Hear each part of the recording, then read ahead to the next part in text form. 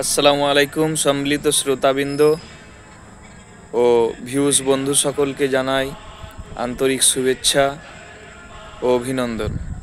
আজকে একটি বিষয় নিয়ে জানবো আমরা যে কিছু চাইতে হলে আল্লাহর ওলিদের দরবারে চাইতে হয় না আল্লাহর কাছে চাইতে হয়। চলুন শুনে নেওয়া যাক। আমরা সব সময় প্রশংসা করব একজনের, তিনি কে? চাইবো একজনের কাছে, তিনি কে? নাকি খাজা বাবার কাছে যাবেন, মাজারে যাবেন, ল্যাংটা বাবা?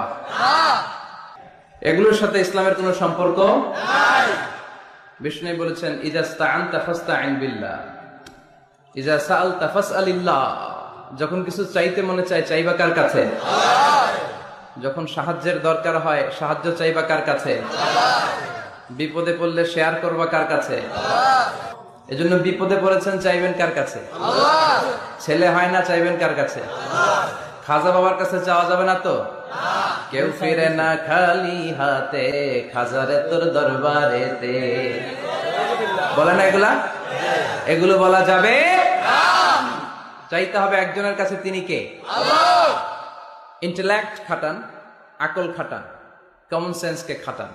এই যে বলা হয় খাজার দরবার থেকে কেউ খালি হাতে ফিরে না, ভুয়া কথা। আল্লাহর ওলির কাছে চাওয়া শিরক বেদাত কয় না? পীরের দরবারে মাজারে গিয়ে কিছু চাবেন, শিরক হবে, বেদাত হবে। আল্লাহর কাছে চাইবেন, কিন্তু হেরা বাসের মধ্যে মানুষের কাছে টাকা চায়। আসসালামু আলাইকুম, আমাদের মাদ্রাসার জন্য কিছু দেন। এই যে দেখেন আল্লাহর ঘর মসজিদ হচ্ছে, কিছু দেন। এই যে এখানে এতিমখানা, কোরআনের পাখিরা খাবে, কিছু দেন। তো মানুষের কাছে চাওয়া শিরক না? যদি পীরের কাছে চাওয়া শিরক হয়, তো ওরা টাকা আল্লাহর কাছে চায় না কে? ওরা মানুষের কাছে চায় কে? এই মানুষ জানে না এটা কি হিন্দু না মুসলমান না বৌদ্ধ না খ্রিস্টান, নাস্তিক না নাস্তিক, সবার কাছে তো চাই ফেলেছে। লাস্টে দেখে আতে পরে না, রুমাল বিছায় লয়। রুমাল যখন দেখে যে না, মাইক লাগায় লয়।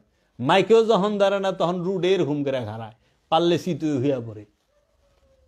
কিরে কি হিগাস? তোরা চাইলে জায়েজ, জাকাতের টাকা কিনা হন মসজিদ মাদ্রাসায় ঢুকতাছে, অথচ আল্লাহ কইছে মানুষকে সাহায্য করার জন্য। মানুষ ছাড়া অন্য কোথাও সম্পদ দেওয়ার হুকুমই নাই।